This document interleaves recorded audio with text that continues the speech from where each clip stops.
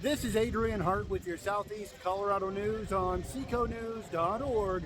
We're in Rocky Ford, where our Rocky Ford Fire Chief, we're just in time for the train, right? Yeah, we've had a lot of trains coming through right now. It's actually been a really busy scene for you guys through the whole fire. It sure has. Do you want to tell us about the incident and how it started? So earlier this afternoon, we got paged out to this incident.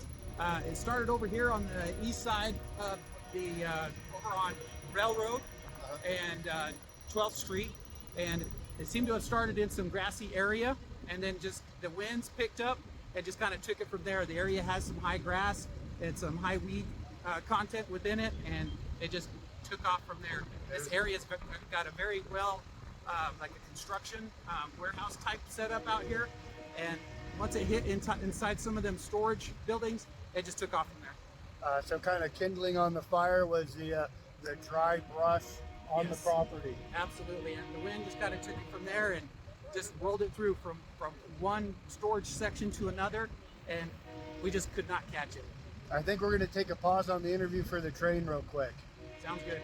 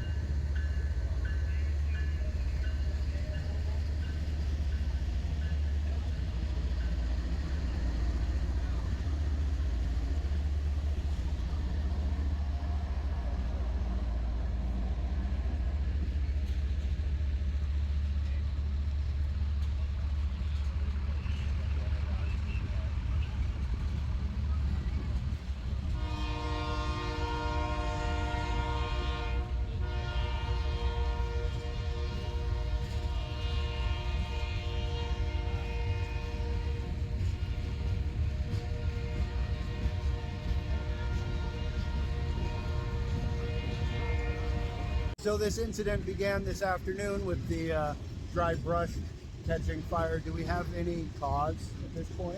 We don't. We have somebody that was seen near the area, but nobody's seen anybody actually light the fire. So outside of that, we don't have much more information. So actively under investigation. And, Yes. All right.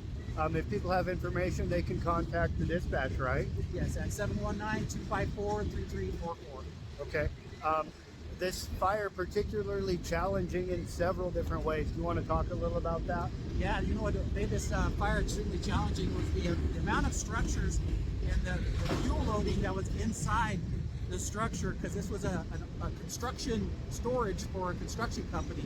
So there was a lot of construction material inside, from lumber to asphalt to refrigerant. So all the different hazardous components to this fire just made it very difficult. And the other difficult part of this fire was the power lines.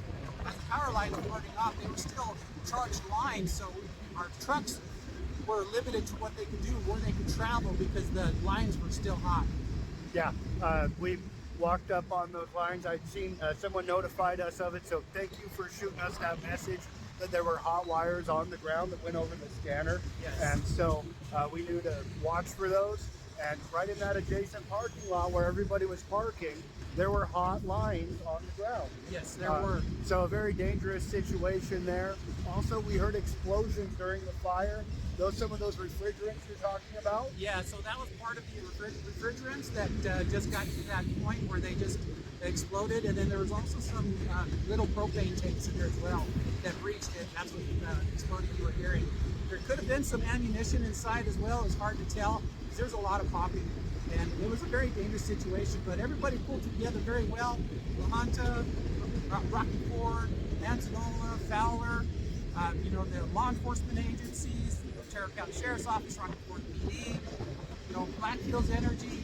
There's so many components and working parts to this fire that, man, there was no injuries to report. Everything's good, but unfortunately, we weren't able to save the entire structure. So you guys didn't go in because there was risk if you guys go in there?